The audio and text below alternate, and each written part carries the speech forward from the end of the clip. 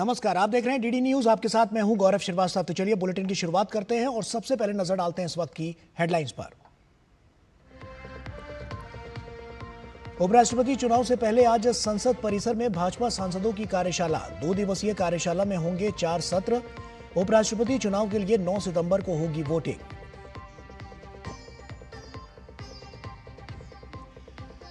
RSS की अखिल भारतीय समन्वय बैठक का आज अंतिम दिन। बैठक में पंजाब में बढ़ रहे मंत्रांतरण पर हुई चर्चा।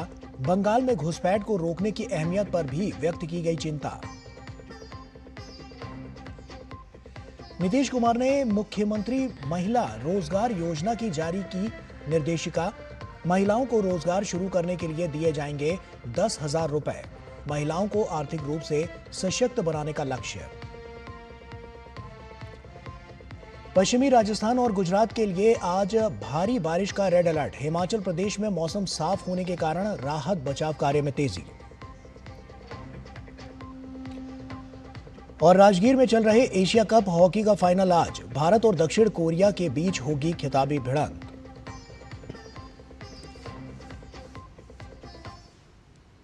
और आइए बुलेटिन की शुरुआत करते हैं। उपराष्ट्रपति चुनाव से पहले संसद परिसर में आज भाजपा सांसदों की कार्यशाला आयोजित की जाएगी। प्रधानमंत्री नरेंद्र मोदी भी कार्यशाला की बैठक में शामिल होंगे। 2 दिवसीय वर्कशॉप में लगभग 4 सेशन होंगे, जिनमें पार्टी के इतिहास और विकास पर चर्चा और सांसदों की कार्यकुशलता बढ़ाने पर काम किया जाएगा। वर्कशॉप का मकसद उपराष्ट्रपति चुनाव से पहले 100% वोटिंग के लिए सांसदों को सही ट्रेनिंग देना है। ट्रेनिंग सेशन में सांसदों को बैलेट पेपर पर सही निशान लगाने, चुनाव अधिकारी की ओर से दिया गया पेन का इस्तेमाल करने और बैलेट पेपर को सही तरीके से मोड़कर बॉक्स के अंदर डालने की जानकारियां दी जाएंगी, ताकि वोट अमान्य ना हो। दरअसल गुप्त मतदान में पार्टी व्हिप लागू नहीं होता है। ऐसे में एनडीए का फोकस क्रॉस वोटिंग रोकने और अवैध वोटों को कम करने पर है। उपराष्ट्रपति चुनाव के लिए 9 सितंबर को वोटिंग होगी और काउंटिंग भी 9 सितंबर को ही होगी। एनडीए ने महाराष्ट्र के राज्यपाल सीपी राधाकृष्णन को उपराष्ट्रपति पद का उम्मीदवार बनाया है। उनका मुकाबला इंडी गठबंधन के उम्मीदवार और सुप्रीम कोर्ट के रिटायर्ड जज जस्टिस बी सुदर्शन रेड्डी से होगा। बीजेपी नेता अमित मालवीय ने पूर्व प्रधानमंत्री मनमोहन सिंह के 12 साल पुराने ट्वीट का स्क्रीनशॉट शेयर करते हुए लिखा है कि 12 साल पहले हमारे देश की हालत ऐसी थी कि प्रधानमंत्री कार्यालय के आधिकारिक हैंडल को भी कांग्रेस की नेतृत्व वाली यूपीए की नाकामियों और अंदरूनी उलझनों को उजागर करने वाली बातें पोस्ट करनी पड़ती थी। उन्होंने आगे लिखा कि जरा सोचिए, अगर पीएमओ को ही ऐसे संदेश देने पड़ते थे तो उस समय जमीनी हकीकत क्या रही होगी। तब और अब में यही फर्क है। आपको बता दें कि 12 साल पहले तत्कालीन प्रधानमंत्री मनमोहन सिंह ने ट्वीट में लिखा था कि राहुल गांधी की लीडरशिप में कांग्रेस पार्टी के लिए काम करने में उन्हें खुशी होगी। बिहार के मुख्यमंत्री नीतीश कुमार ने आज मुख्यमंत्री महिला रोजगार योजना के तहत निर्देशिका जारी की है। ये योजना महिलाओं के सशक्तिकरण और बिहार की ग्रामीण अर्थव्यवस्था को नई दिशा देने वाली है। दरअसल सरकार महिलाओं को अपनी पसंद का रोजगार शुरू करने के लिए 10,000 रुपए देने जा रही है। इसके लिए आज ऑनलाइन पोर्टल और 250 प्रचार गाड़ी को रवाना किया गया है। ग्रामीण विकास विभाग मंत्री श्रावण कुमार ने बताया है कि महिलाओं को आर्थिक सहायता के लिए मुख्यमंत्री महिला रोजगार योजना के तहत आज आवेदन लेने के लिए पोर्टल का लोकार्पण किया गया। साथ ही 250 प्रचार वाहन को रवाना किया गया। इस योजना का लाभ लेने के लिए विभिन्न जिलों में जाकर महिलाओं को जागरूक करेंगे। योजनाओं के आज शुभारंभ माननीय मुख्यमंत्री श्री नीतीश कुमार जी ने किया है और इस अवसर पर दोनों हमारे उप मुख्यमंत्री और संसदीय कार्य मंत्री जी भी इस कार्यक्रम में मौजूद थे। राज्य के उन महिलाओं को रोजगार से जोड़ा जा रहा है जिनके पास अभी तक रोजगार नहीं है। जो परिवार जीविका से जुड़े हुए हैं उनको भी इस योजना का लाभ मिलेगा और जो जीविका से नहीं जुड़ पाए अभी तक उनको भी इस योजना का लाभ मिलेगा। और इस दिशा में आज से कार्रवाई आरंभ कर दी गई है और 10-10 हज़ार रुपया इसी महीने में सभी के खाते में रोजगार की पहल करने के लिए, शुरुआत करने के लिए भेजा जा रहा है। और एक फॉर्मेट भी आज जारी किया है माननीय मुख्यमंत्री जी ने, दस्तावेज जारी किया है। उस दस्तावेज को भर के अगर इस काम को आगे किया जाएगा तो उसके हिसाब से उनके खाते में अतिरिक्त 2-2 लाख रुपया और दिया जाएगा। और आइए अब देखते हैं जीएसटी सुधार से जुड़ी खबरें।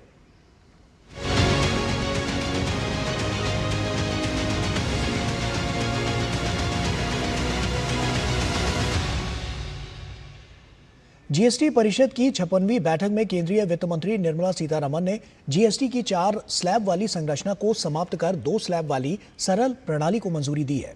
इससे फिरोजाबाद के किसान काफी खुश हैं। सरकार ने कृषि उपकरणों, उर्वरकों और कीटनाशकों पर टैक्स घटाकर 5% कर दिया है, जिसका सीधा प्रभाव कृषि उत्पादों की लागत पर आएगा। अभी तक ट्रैक्टर टायर और पुर्जे, रासायनिक उर्वरक बनाने के कच्चे माल जैसे sulphuric acid, nitric acid, ammonia पर 18% टैक्स लगता है। अब इन सभी को 5% टैक्स सीमा में रखा गया है। उपभोक्ताओं को जीएसटी सुधार का फायदा 22 सितंबर से मिलने लगेगा। वित्त मंत्री सीतारमण जी ने जो टैक्स में राहत दी है, उससे तो किसानों को बहुत अच्छा बेनिफिट भी है और बड़ी राहत भी है। इससे सभी किसान खुश भी हैं। खाद है, दवाई है, खेती के बारे में बीज बात है और दवाई की टंकी हैं, इनमें राहत मिलेगी बहुत ज़्यादा और मोदी जी ने अच्छा काम किया है। और वहीं भाजपा सांसद जगदंबिका पाल ने जीएसटी में हुए बदलाव की सराहना करते हुए विपक्ष को घेरा। साथ ही उन्होंने कहा कि इससे दवाओं और जरूरी वस्तुओं में राहत मिलेगी।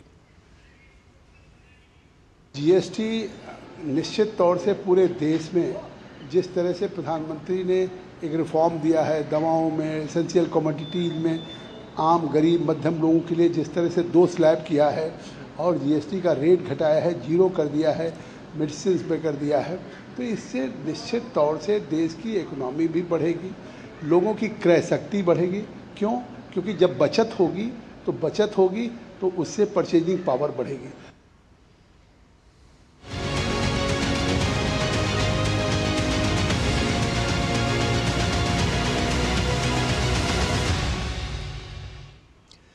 अन्य खबरों का रुख करें तो श्रीनगर स्थित हजरत बल दरगाह के शिलान्यास पटल पर अंकित राष्ट्रीय प्रतीक अशोक स्तंभ को क्षतिग्रस्त करने का मामला हाल ही में सामने आया। इसे लेकर केंद्रीय मंत्री गिरिराज सिंह ने कहा कि अगर तेजस्वी यादव और राहुल गांधी माफी नहीं मांगते और नेशनल कॉन्फ्रेंस सरकार से अलग नहीं होते तो इसके परिणाम भुगतने होंगे। और क्या कुछ कहा, चलिए आपको सुनाते हैं विस्तार से। जम्मू कश्मीर में अशोक स्तंभ, ये अशोक स्तंभ केवल अशोक स्तंभ नहीं है, भारत की भावना उसमें जुड़ी है, भारत के संविधान की आत्मा जुड़ी हुई है, बाबा साहेब अंबेडकर की आत्मा उसमें जुड़ी हुई है। और अब तो अशोक सम्राट की अस्मिता भी जुड़ गई है, क्योंकि अशोक सम्राट की अस्मिता केवल यूपी और बिहार से नहीं था। अशोक सम्राट बिहार और यूपी के साथ देश की अस्मिता के साथ अशोक सम्राट की जुटी हुई है। कितनी गाली दोगे? आपने हाइड्रोजन बम कहा, जाके बीड़ी बम छोड़ दिया केरल से, और ये बीड़ी बम यानी बिहारियों की तुलना बीड़ी से करेंगे? बीड़ी से लेकर के अशोक सम्राट तक, रेवंत रेड्डी से लेकर के स्टालिन तक कितना अपमानित करेंगे अगर आपने तेजस्वी यादव, राहुल गांधी माफी नहीं मांगा और फारूक अब्दुल्ला की पार्टी से, सरकार से इस्तीफा नहीं दिया, इसका अंजाम भुगतना पड़ेगा। और दिल्ली की रेखा गुप्ता सरकार ने इस बार रामलीलाओं व दुर्गा पूजा को और अधिक भक्तिभाव और आस्था से परिपूर्ण व निर्बाध आयोजन व मंचन के लिए विशेष निर्णय लिए हैं। मुख्यमंत्री रेखा गुप्ता ने घोषणा की है कि अब रामलीला और दुर्गा पूजा समितियों को सिंगल विंडो सिस्टम से सभी अनुमति व एनओसी उपलब्ध कराई जाएगी। मुख्यमंत्री का यह भी कहना है कि प्रत्येक समिति को अब आयोजन के लिए 1200 यूनिट तक मुफ्त बिजली भी उपलब्ध कराई जाएगी। इसके अलावा सरकार की ओर से सफाई, पानी, स्वास्थ्य सुविधाएं आदि भी उपलब्ध कराई जाएंगी। मुख्यमंत्री ने आयोजकों से ये भी अपील की है कि वे अपने इस धार्मिक व सांस्कृतिक आयोजनों में सामाजिक संदेश भी फैलाएं, ताकि लोगों में जागरूकता आए और वे दिल्ली को लेकर एक पॉजिटिव अप्रोच भी रखें। मुख्यमंत्री ने आयोजकों से यह भी अपील की है कि वे अपने आयोजन को आदरणीय प्रधानमंत्री नरेंद्र मोदी जी के जन्मदिन 17 सितंबर से लेकर 2 अक्टूबर तक चलाने वाले सेवा पखवाड़े से भी जोड़ें। आपको टेंट लगाते हुए किसी भी प्रकार की परेशानी ना आए, ये हमारे सभी विभाग इंश्योर करेंगे।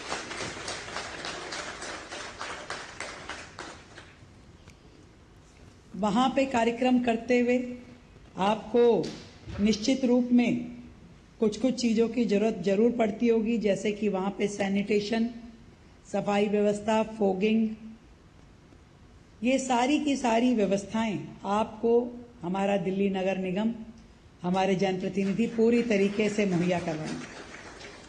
पानी के टैंकर की आवश्यकता होगी तो आप वहीं पे हमारे डिस्ट्रिक्ट कमेटी में वहां बताएंगे, तो हम आपको पानी के टैंकर भी उपलब्ध करवाएंगे। और मेघालय पुलिस ने एक अंतर्राष्ट्रीय वाहन चोरी और तस्करी रैकेट का भांडाफोड़ किया है और इस गिरोह से जुड़े 17 लोगों को गिरफ्तार किया गया है, जिनमें 10 बांग्लादेशी नागरिक भी शामिल हैं। पुलिस के अनुसार गिरोह शिलोंग और राज्य के अन्य हिस्सों से मोटरसाइकिलें चोरी कर बांग्लादेश में बेचने के लिए तस्करी करता था। पूर्वी खासी हिल्स के जिले में 4 सितंबर को की गई नियमित जांच के दौरान पुलिस ने संदिग्ध स्कूटर सवार को पकड़कर पूरे नेटवर्क का पर्दाफाश किया। पूछताछ और छापेमारी में कई स्थानीय सहयोगियों और बांग्लादेशी खरीदारों की गिरफ्तारी हुई।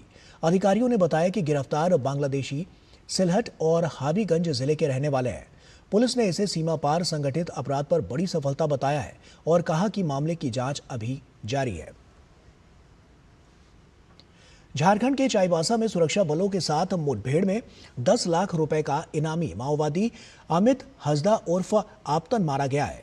अधिकारियों ने इसकी पुष्टि भी कर दी है। पश्चिमी सिंहभूम जिले के गोइलकेरा थाना क्षेत्र के सारंडा जंगल में यह मुठभेड़ शुरू हुई, जहां सुरक्षा बलों ने अमित हसदा उर्फ आपतन को मार गिराया। घटनास्थल से एक SLR राइफल, विस्फोटक और अन्य हथियार जब्त किए गए हैं। मुठभेड़ के बाद सुरक्षाकर्मियों ने अन्य माओवादी ठिकानों का पता लगाने के लिए जंगल क्षेत्र में व्यापक तलाशी अभियान भी चलाया। ये घटना झारखंड के पलामू जिले में प्रतिबंधित तृतीय सम्मेलन प्रस्तुति समिति के माओवादियों के साथ हुई हिंसक गोलीबारी के कुछ दिन बाद हुई है, जिसमें 2 पुलिसकर्मी मारे गए थे और एक अन्य गंभीर रूप से घायल हो गया था।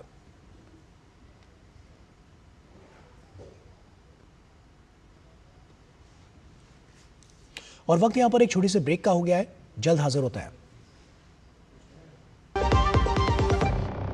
जल्दी करो यार, प्लीज जल्दी। दूसरा कोई मैच है क्या? ऐसा ही कुछ है यार, बैंक जाना है दादाजी को लेके। हाँ यार, उम्र होने पर कभी कभी मदद तो लगती है, पर बैंकिंग में नहीं। वैसे भी RBI कहता है सीनियर सिटीजन सबसे पहले। अगर आप 70 साल से ऊपर हैं और आप बैंक नहीं जा सकते तो बैंक आएगा आपके पास जरूरी सेवाएं लेकर, वो भी वाजिब दरों पर। सीनियर सबसे पहले। RBI कहता है जानकार बनिए, सतर्क रहिए। ये कड़े इम्तिहानों से नहीं डरता, इसे सालों का तजुर्बा है, इसलिए मैं भी सूर्या पाइप्स का फैन हूँ। देश की तरक्की के सच्चे साथी। सूर्या है तो भरोसा है। 25 लाख का हॉस्पिटल बिल है, इतने पैसे कहाँ से आएंगे? पैसों की चिंता आप मत कीजिए पापा। मैम, सर का हेल्थ इंश्योरेंस क्लेम अप्रूव हो गया है। आप? पॉलिसी बाजार। हेल्थ इंश्योरेंस क्लेम में हमेशा आपके साथ। पॉलिसी बाजार, 1 करोड़ का हेल्थ इंश्योरेंस सिर्फ 670 रुपए महीने से शुरू। ब्रेक के बाद एक बार फिर से आप सभी का स्वागत है। मौसम विभाग ने आज पश्चिमी राजस्थान और गुजरात में मूसलाधार बारिश के लिए रेड अलर्ट जारी किया है। विभाग के अनुसार पूर्वी राजस्थान, कोंकण, गोवा और मध्य महाराष्ट्र में कुछ स्थानों पर आज बहुत तेज बारिश होने की संभावना व्यक्त की गई है। इसके अलावा अरुणाचल प्रदेश, असम, मेघालय, नागालैंड, मणिपुर, मिजोरम और त्रिपुरा में अनेक स्थानों पर तेज वर्षा का अनुमान जताया गया है। उधर ओडिशा, पश्चिम बंगाल के उप हिमालय क्षेत्र, तमिलनाडु, पुडुचेरी, कराईकल और उत्तराखंड में भी ऐसे ही हालात बने रहने के आसार हैं। इस बीच मौसम विभाग का कहना है कि तटीय आंध्र प्रदेश और दक्षिण मध्य कर्नाटक में कुछ स्थानों पर तेज हवाएं चलने की संभावना है।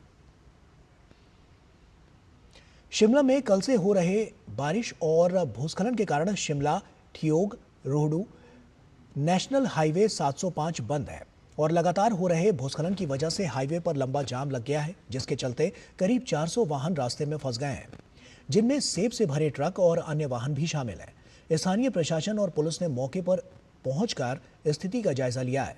लगातार हो रही बारिश और भूस्खलन के चलते किसान अपनी फसल अन्य राज्यों में नहीं भेज पा रहे हैं, जिससे उन्हें भारी नुकसान होने की आशंका है। हिमाचल प्रदेश के चंबा जिले में भारी बारिश के बाद रावी नदी एक बार फिर से उफान पर है।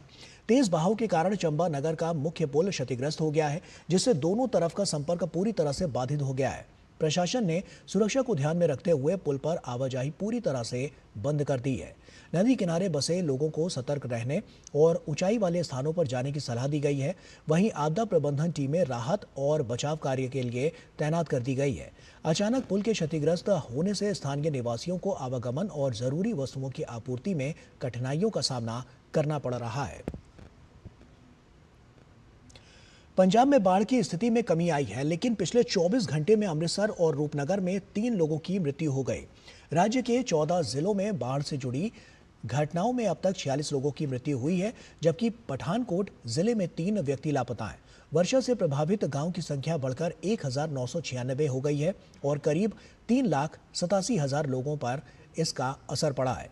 सेना, वायुसेना, राष्ट्रीय आपदा मोचन बल और सीमा सुरक्षा बल के दलों ने करीब 23,000 लोगों को सुरक्षित निकाला है। गांव की संख्या, जनसंख्या और फसल क्षेत्र के संदर्भ में गुरदासपुर, फाजिलिका, फिरोजपुर, अमृतसर, कपूरथला और तरन तारण जिले सबसे अधिक प्रभावित हुए हैं। मकानों और पशुधन का भी व्यापक नुकसान हुआ है। किसानों की 1.74 लाख हेक्टेयर में फसल डूब गई है। राहत और बचाव कार्य में जुटे सैन्य बलों ने भी टुकड़ियों की संख्या 24 से बढ़ाकर 27 कर दी है, जबकि एनडीआरएफ की 23 और एसडीआरएफ की 2 टीमें लोगों की मदद के लिए जुटी हुई हैं। जम्मू कश्मीर के कटरा में श्री माता वैष्णो देवी की यात्रा अस्थायी रूप से बंद है। दरअसल पिछले कई दिनों से हो रही भारी बारिश के कारण त्रिकुटा पहाड़ियों में भूस्खलन और सड़कें अवरुद्ध हो गई हैं, जिससे तीर्थ यात्रा मार्ग श्रद्धालुओं के असुरक्षित हो गया है। जिसके बाद श्री माता वैष्णो देवी की यात्रा को लगातार 13वें दिन यात्रा बंद रखा गया है। उदयपुर में भारतीय सेना के बैटल एक्स डिवीजन ने आयड़ नदी के बीच फंसे एक 30 वर्षीय युवक को बचाने के लिए एक अनोखा और नवाचारी बचाव अभियान चलाया। ड्रोन की सहायता से पहले स्थिति का आकलन किया गया, फिर राहत सामग्री पहुंचाई गई और अंत में सुरक्षित रूप से व्यक्ति को 7 घंटे के बाद बाहर निकाला गया। इस रेस्क्यू ऑपरेशन ने आपात स्थिति में आधुनिक तकनीक के प्रभावी उपयोग का उदाहरण पेश किया। यूक्रेनी अधिकारियों ने बताया कि रूस के रात भर के हमलों में 3 लोगों की मौत हो गई है, जिनमें एक शिशु भी शामिल था और इन हमलों में 18 लोग घायल हुए हैं और राजधानी कीव में कई इमारतों में आग लग गई, जिनमें सरकार की इमारत भी शामिल है। कीव के मेयर विताली क्लीचको ने बताया है कि शहर के केंद्र में स्थित सरकारी इमारत में हमला होने के बाद आग लग गई और ये हमला पहले ड्रोन गिराकर शुरू हुआ, उसके बाद मिसाइलों से हमला किया गया।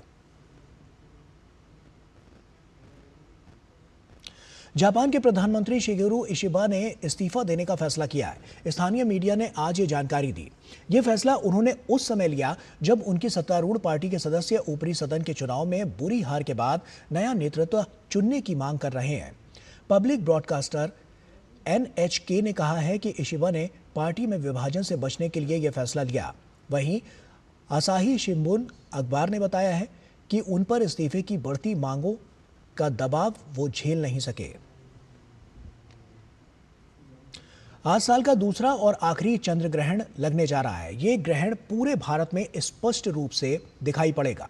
दिल्ली, मुंबई, कोलकाता और बेंगलुरु के साथ ही एशिया, ऑस्ट्रेलिया, न्यूजीलैंड, पूर्वी अफ्रीका और यूरोप के कुछ हिस्सों में भी ये पूरी तरह से नजर आएगा। चंद्र ग्रहण आज रात 8:58 से शुरू होकर कल तड़के सुबह 2:25 पर समाप्त होगा। एक दुर्लभ खगोलीय घटना, एक दशक में सबसे लंबे ग्रहणों में से एक होगी और इसकी अवधि 82 मिनट की होगी और चंद्र ग्रहण 5 घंटे से अधिक समय तक रहेगा। पृथ्वी के सूर्य और चंद्रमा के बीच आने पर चंद्र ग्रहण होता है। इस दौरान चंद्रमा पर पृथ्वी की छाया पड़ती है। ये घटना केवल पूर्णिमा के दिन ही होती है। इसके अंतर्गत पृथ्वी, सूर्य और चंद्रमा तीनों एक रेखा में होते हैं। और वहीं आज विश्व स्वच्छ वायु दिवस है। वायु गुणवत्ता में सुधार और इसके प्रति जागरूकता बढ़ाने के उद्देश्य से हर साल 7 सितंबर को इंटरनेशनल क्लीन एयर डे मनाया जाता है। संयुक्त राष्ट्र महासभा द्वारा घोषित इस स्वच्छ वायु दिवस पर संयुक्त राष्ट्र के सेक्रेटरी जनरल एंटोनियो गुटेरेस ने सोशल मीडिया पर पोस्ट शेयर की। उन्होंने कहा कि वायु प्रदूषण एक रोकथाम योग्य वैश्विक आपदा है। हम नवीकरणीय ऊर्जा में निवेश, अपशिष्ट प्रबंधन में सुधार, वनों की कटाई रोककर और पर्यावरण अनुकूल कृषि को बढ़ावा देकर प्रदूषकों पर लगाम लगा सकते हैं। बिहार के राजगीर में खेले जा रहे हॉकी एशिया कप का फाइनल मुकाबला आज मेजबान भारत और गत विजेता दक्षिण कोरिया के बीच खेला जाएगा। कल सुपर 4 के अपने तीसरे और आखिरी मुकाबले में भारत ने चीन को 7-0 से हराकर फाइनल में जगह बनाई। भारतीय टीम की नज़र अब फाइनल जीतकर चौथी बार एशिया कप के खिताब को जीतने की होगी। राजधानी दिल्ली में आज fit India Sundays on cycle का आयोजन किया गया। इस बार संडेज ऑन साइकिल का आयोजन भारतीय रेलवे के साथ साझेदारी में हुआ और इसका थीम रहा गर्व से स्वदेशी। इस इवेंट में सांसदों और केंद्रीय मंत्रियों ने हिस्सा लिया। राजधानी दिल्ली में आज fit India Sundays on cycle event का आयोजन किया गया। इस बार के आयोजन का थीम था गर्व से स्वदेशी। इस बार खास मेहमान के तौर पर सांसद और केंद्रीय मंत्री इस आयोजन का हिस्सा बने। ओलंपिक पदक विजेता पहलवान साक्षी मलिक ने झंडी दिखाकर साइक्लोथॉन को रवाना किया। 50 से अधिक सांसद और केंद्रीय मंत्री फिटनेस को लेकर जागरूक लोगों के साथ साइकिल चलाते नजर आए। केंद्रीय खेल मंत्री मनसुख मांडविया ने कहा कि साइकिल स्वदेशी के प्रचार और फिट रहने के लिए एक सशक्त माध्यम है। आज देश में 8000 से अधिक स्थानों पर संडे ऑन साइकिल का कार्यक्रम आयोजित हुआ है। साइकिलिंग एक फिट इंडिया का संदेश है। साइकिलिंग बेस्ट एक्सरसाइज है। साइकिलिंग पोल्यूशन का सॉल्यूशन है। साइकिल बहुत बेस्ट एक्सरसाइज है, पॉल्यूशन फ्री है। तो बिल्कुल आप अपनी लाइफ में ज़रूर कोई ना कोई स्पोर्ट्स एक्टिविटीज ज़रूर डालिए और फिट रहिए। साइकिलिंग के माध्यम से हम फिटनेस भी कर सकते हैं, एनवायरनमेंट क्लीन भी रख सकते हैं और सबसे बड़ा जो प्रॉब्लम हम देखते हैं कि ट्रैफिक का प्रॉब्लम आता है, तो साइकिल एक सॉल्यूशन है कि जो कम डिस्टेंस है हम ज़्यादा से ज़्यादा साइकिल यूज़ करें। मेंटेनेंस फ्री है ये इवेंट। आने वाले समय में भारत के सभी लोग स्वस्थ रहें, मस्त रहें, फिट रहें, ये नरेंद्र मोदी जी का कॉन्सेप्ट है। मैं आदरणीय नरेंद्र मोदी जी को, आदरणीय खेल मंत्री जी को बहुत बहुत शुभकामनाएं देता हूँ, धन्यवाद ज्ञापित करता हूँ। गर्व से स्वदेशी थीम के तहत नेशनल स्टेडियम में खेल से जुड़े स्वदेशी उत्पाद बनाने वाली कंपनियों के स्टॉल भी दिखाई दिए। केंद्रीय खेल मंत्री ने इन उत्पादों का अवलोकन किया और सभी लोगों से स्वदेशी अपनाने की अपील की। जो स्वदेशी शूज 2000 में मिलते थे, अभी जीएसटी 18% से कम होकर 5% हो गया, तो 1650 में मिलेंगे। साइकिलिंग में भी जीएसटी 18% से 5% हो गया और साइकिलिंग 1500 रुपये सस्ती हो गई। तो चलो हम स्वदेशी को आगे बढ़ाने के लिए, भारत को आत्मनिर्भर बनाने के लिए, मोदी जी के स्वदेशी अभियान के साथ जुड़ने के लिए स्वदेशी चीजों का उपयोग करें। एक तो बेनिफिट हमें इस टाइम जीएसटी का मिल रहा है, जो सरकार ने बोला है बहुत बेनिफिट है। जैसे फुटवेयर पे पहले 18% जीएसटी होता था, अब वो 5% हो गया है, जो एमआरपी के बाद डिस्काउंट करके लोगों को बहुत सस्ता पड़ेगा। ऐसे ही कपड़ों के अंदर 12% जीएसटी था पहले, अब वो 5% हो गया। संडेज ऑन साइकिल दिल्ली में फिटनेस के शौकीन लोगों के जीवन का अभिन्न हिस्सा बन चुका है। हर रविवार की सुबह सैकड़ों लोग साथ मिलकर साइकिल चलाते हैं और फिट रहने और दिल्ली को प्रदूषण से मुक्त करने का संदेश देते हैं। अब गर्व से स्वदेशी के साथ इस अभियान में एक नया आयाम जुड़ गया है। Suchitra, DD news, Delhi. और इसी के साथ फिलहाल इस बुलेटिन में इतना ही। दीजिए इजाजत, नमस्कार।